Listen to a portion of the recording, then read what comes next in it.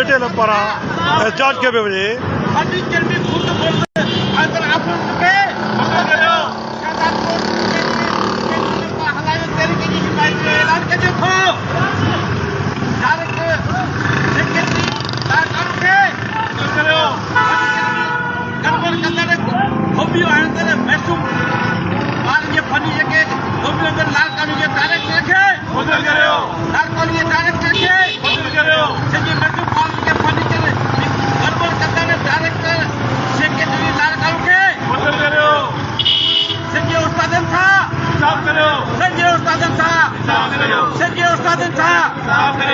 जुल्म के ज़ाब्ते हम नहीं मानते, जुल्म के ज़ाब्ते हम नहीं मानते।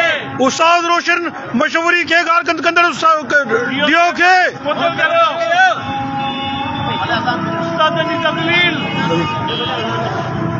जी तव्हां ॾिसी सघो था इन वक़्तु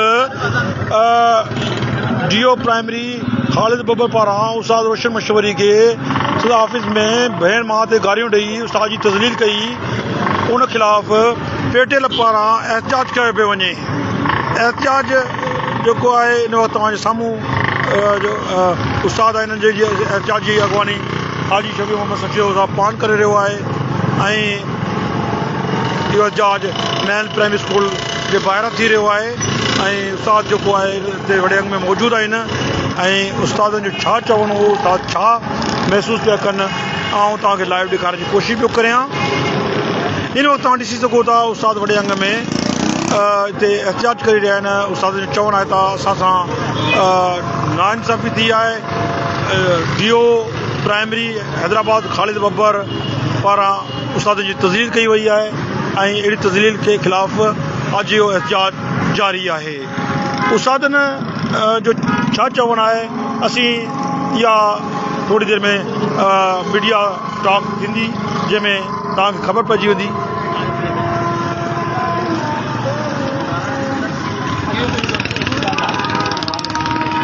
साईं अॼु ज़िले तने मोहम्मद ख़ान शमीर सईद सिंधिया उस्ताद सरापा एहतजाज आहिनि। कल्ह हैदराबाद जो राशी डीओ ख़ालिद प्राइमरी ख़ालिद बब्बर असांजे हिकु प्राइमरी उस्ताद रोशन मशहूरी खे पंहिंजे ऑफिस में मां भेण ते गारियूं ॾिनियूं। हुनजो क़सूरु सिर्फ़ु इहो हो त हुनखे रुशवत हुन न ॾिनी। हिकु फीमेल असांजी भेण टीचर आहे, हुनजी जीप खणी वियो त हुन आपे मां जी हुन उस्ताद खे मां भेण ते गारियूं ऑफिस मां कढी छॾियो, जंहिंजी असां डायरेक्टर खे लिखत में दरख़्वास्त ॾिनी आहे ऐं सिंध हुकूमत खां निगरान वज़ीर आला जस्टिस मक़बूल बाकर सिद्दीक़ी खां मुतालबो थो करियां फौरी तौर ते हीउ जेको राशि ऑफिसर आहे जे IBA उस्तादनि खां करोड़नि रुपया लख रुपया पैसा वठी मोडिफाई ऑर्डर कया आहिनि ऐं जे हिन बंदिश दौरान हिन राशि ऑफिसर हींअर बदिली ते बंदिश आहे, पोस्टिंग ते बंदिश आहे, नौकिरियुनि जे ऑर्डर वयां ते बंदिश आहे। हिन हिकु खां 4 ग्रेड ताईं असां ॿुधो आहे त 800 ऑर्डर कूड़ा जाली कया आहिनि पंहिंजे टियो जी मरफ़त ज़बरदस्ती भर्ती कराइनि, जंहिंमें 8 करोड़ 8 लख फी कैंडिडेट खां रुशवत वरिती आहे। तव्हां हिसाब लॻायो हिन दौर में 800 ऑर्डर फी ऑर्डर 5 खां 8 लख वरितनि, छड़िया वरितनि ऐं उन खां पोइ हिन जी बदिली थी। अवामी शिकायत ते हिन जी बदिली थी। हिकु कलाक अंदरि ही राशि ऑफिसर बदिली करायो। अॼु उहो क्लार्कनि खे ढाल बनाए असांजे उस्ताद जे ख़िलाफ़ एहतजाज करण जी प्लानिंग करे रहियो आहे। उस्ताद रोशन मशहूर खे इहा ॻाल्हि न आहे, या सिंध जे शौर खे मां भेण ते गार आहे, या सिंध खे गार आहे, हर सिंध जे उस्ताद खे गार आहे। असां हुकूमत सिंध खां मुतालबो थो करियां ऐं सिंध जी उस्ताद बिरादरी खे अपील थो करियां, उथो हीउ वक़्तु आहे जे हींअर बि असां न जाॻियासीं, पंहिंजे हक़ जे लाइ ॾिठ थियासीं त हीउ ऑफिसर हीउ क्लार्क असांखे खाई ख़तमु करे छॾींदा, असांखे नीस नाबूद करे छॾींदा। हाणे असांजी इज़त ते हमिलो आहे। पोइ तव्हां अचो रोशन मशहूरी जो साथ ॾियूं। इनशाला असां जल्दी ऐलान कंदासीं पूरी सिंध में एहतजाज जो। ऐं अॼु असां ज़िले तने मोहम्मद जे उस्तादनि खे सभिनी खां सलाम थो पेश करियां जेके असांजी नंढी काल ते हिते एहतजाज कयो आहे। इनशाला सॼी उस्ताद जी फतेह थींदी, सॼी उस्ताद सुरुख़ुर थींदो, सॼी सिंध जा उस्ताद रोशन मशहूर सां गॾु आहिनि।